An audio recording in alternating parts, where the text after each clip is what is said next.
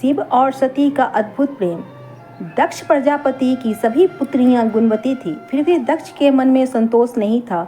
वे चाहते थे उनके घर में एक ऐसी पुत्री का जन्म हो जो सर्वशक्ति संपन्न हो एवं सर्व विजयनी हो। अतः दक्ष एक ऐसी ही पुत्री के लिए तप करने लगे। तप करते करते अधिक दिन बीत गए तो भगवती आद्या ने प्रकट होकर कहा, मैं तुम्हारे तप से प्रसन्न हूँ। तुम किस कारण तप कर रहे हो मुझे बताओ।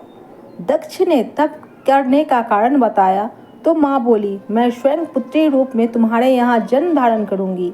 मेरा नाम होगा सती। मैं सती के रूप में जन्म लेकर अपनी लीलाओं का विस्तार करूँगी।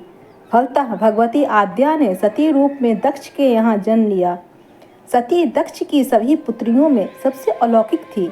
सती ने बाल्यावस्था में ही कई ऐसे अलौकिक और आश्चर्यचकित करने वाले कार्य कर दिखाए थे जिन्हें देखकर स्वयं दक्ष भी विस्मित होते रहते थे। जब सती विवाह योग्य हो गई तो दक्ष को उनके लिए वर की चिंता होने लगी।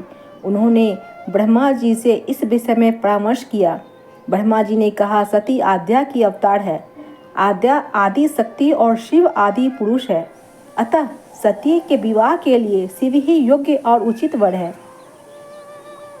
दक्ष ने ब्रह्मा जी की बात मानकर सती का विवाह भगवान शिव के साथ कर दिया। सती कैलाश में जाकर भगवान शिव के साथ रहने लगी। भगवान शिव दक्ष के दामाद थे, किंतु इस वजह से दक्ष के हृदय में भगवान शिव के प्रति बैर और विरोध भाव पैदा हो गया था कि एक बार देवलोक में ब्रह्मा ने धर्म के निरूपण के लिए एक सभा का आयोजन किया था। सभी बड़े बड़े देवता सभा में एकत्र हुए। भगवान शिव भी इस सभा में बैठे थे। सभा मंडल में दक्ष का आगमन हुआ। दक्ष के आगमन पर सभी देवता उठकर खड़े हो गए, पर भगवान शिव खड़े नहीं हुए। उन्होंने दक्ष को प्रणाम भी नहीं किया। फलतः दक्ष ने अपमान का अनुभव किया। केवल यही नहीं, उनके हृदय में भगवान शिव के प्रति ईर्ष्या की आग लग गई। वे उनसे बदला लेने के लिए समय और अवसर की प्रतीक्षा करने लगे। एक बार सती और शिव कैलाश पर्वत पर बैठे हुए परस्पर वार्तालाप कर रहे थे। उसी समय आकाश मार्ग से कई विमान कनखल की ओर जाते हुए दिखाई पड़े। सती ने उन विमानों को देखकर भगवान शिव से पूछा, प्रभु, ये सभी विमान किसके हैं और कहाँ जा रहे हैं? भगवान शंकर ने उत्तर दिया, आपके पिता ने बड़े यज्ञ का आयोजन किया है। समस्त देवता और देवगण इन विमानों में बैठकर उसी यज्ञ में सम्मिलित होने के लिए जा रहे हैं। इस पर सती ने दूसरे प्रश्न किया, क्या मेरे पिता ने आपको यज्ञ में सम्मिलित होने के लिए नहीं बुलाया? भगवान शंकर ने उत्तर दिया, आपके पिता मुझसे बैर रखते हैं, फिर वे मुझे क्यों बुलाने लगे? सती मन ही मन सोचने लगी, फिर बोली, यज्ञ के इस अवसर पर अवश्य मेरी सभी बहनें आएंगी। उनसे मिले हुए बहुत दिन हो गए। यदि आपकी अनुमति हो तो मैं भी अपने पिता के घर जाना चाहती हूँ। यज्ञ में सम्मिलित हो लूँगी और बहनों से भी मिलने का सुअवसर मिलेगा। भगवान शिव ने उत्तर दिया, इस समय वहाँ जाना उचित नहीं होगा। आपके पिता मुझसे बैर रखते हैं। हो सकता है वे आपका भी अपमान करें। बिना बुलाए किसी के घर जाना उचित नहीं होता है। इस पर सती ने प्रश्न किया, ऐसा क्यों? भगवान शिव ने उत्तर दिया, विवाहिता लड़की को बिना बुलाए पिता के घर नहीं जाना चाहिए, क्योंकि विवाह हो जाने पर लड़की अपने पति की हो जाती है। पिता के घर से उसका संबंध टूट जाता है। लेकिन सती पीहर जाने के लिए हठ करती रही, अपनी बात बार बार दोहराती रही।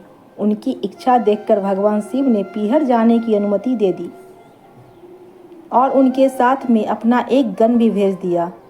उस गण का नाम वीरभद्र था। सती वीरभद्र के साथ अपने पिता के घर गई। घर में सती से किसी ने भी प्रेम पूर्वक वार्तालाप नहीं किया। दक्ष ने उन्हें देखकर कहा, क्या तुम यहाँ मेरा अपमान कराने आई हो? अपनी बहनों को तो देखो, वे किस प्रकार भांति भांति के अलंकारों और सुंदर वस्त्रों से सुसज्जित है। तुम्हारे शरीर पर मात्र बाघंबर है। तुम्हारा पति शमशानवासी और भूतों का नायक है। वह तुम्हें बाघंबर छोड़कर और क्या पहना सकता है? दक्ष के कथन से सती के हृदय में पश्चाताप का सागर उमड़ पड़ा। वे सोचने लगी उन्होंने यहाँ आकर अच्छा नहीं किया। भगवान शिव ठीक कर रहे थे, बिना बुलाए पिता के घर नहीं जाना चाहिए। पर अब क्या हो सकता है, अब तो आ ही गई हूँ। पिता के कटु और अपमानजनक शब्द सुनकर भी सती मौन रही। वे उस यज्ञ मंडप में गई जहाँ सभी देवता और ऋषि मुनि बैठे थे तथा यज्ञ कुंड में धू धू करती जलती हुई अग्नि में आहुतियाँ डाली जा रही थी। सती ने यज्ञ मंडप में सभी देवताओं के तो आसन देखे, किंतु भगवान शिव का आसन नहीं देखा।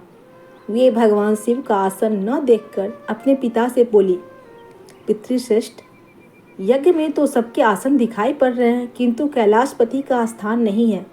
आपने उनका आसन क्यों नहीं रखा? दक्ष ने गर्व से उत्तर दिया, मैं तुम्हारे पति शिव को देवता नहीं समझता। वह तो भूतों का स्वामी, नग्न रहने वाला और हड्डियों की माला धारण करने वाला है। वह देवताओं की पंक्ति में बैठने योग्य नहीं है।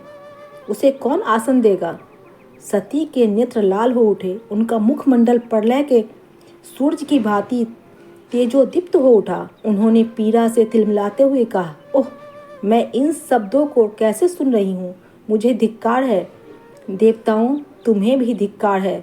तुम भी उन कैलाशपति के लिए इन शब्दों को कैसे सुन रहे हो, जो मंगल के प्रतीक है और जो क्षण मात्र में संपूर्ण सृष्टि को नष्ट करने की शक्ति रखते हैं। वे मेरे स्वामी हैं। नारी के लिए उसका पति ही स्वर्ग होता है। जो नारी अपने पति के लिए अपमानजनक शब्दों को सुनती है, उसे नरक में जाना पड़ता है।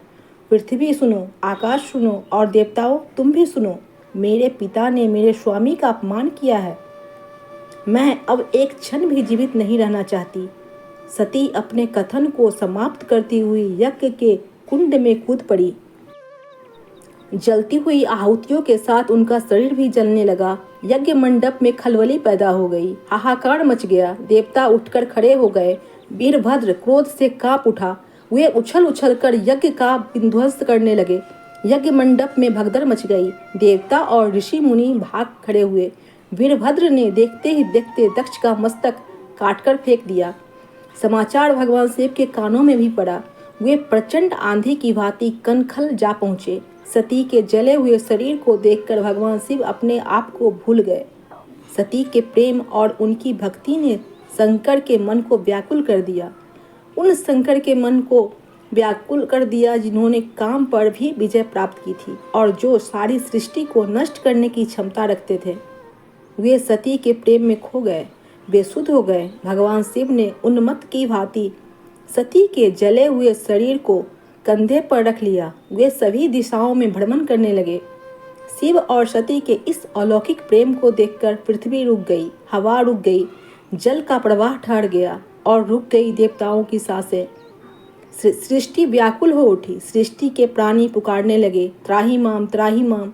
भयानक संकट उपस्थित देखकर सृष्टि के पालक भगवान विष्णु आगे बढ़े। वे भगवान शिव की बेसुधी में अपने चक्र से सती के एक एक अंग को काट काट कर गिराने लगे। धरती पर 51 स्थानों में सती के अंग कट कट कर गिरे। जब सती के सारे अंग कट कट कर गिर गए तो भगवान शिव पुनः अपने आप में आए। जब वे अपने आप में आए तो पुनः सृष्टि के सारे कार्य चलने लगे। धरती पर जिन 51 स्थानों पर सती के अंग कट कट कर गिरे थे, वे ही स्थान आज शक्तिपीठ माने जाते हैं।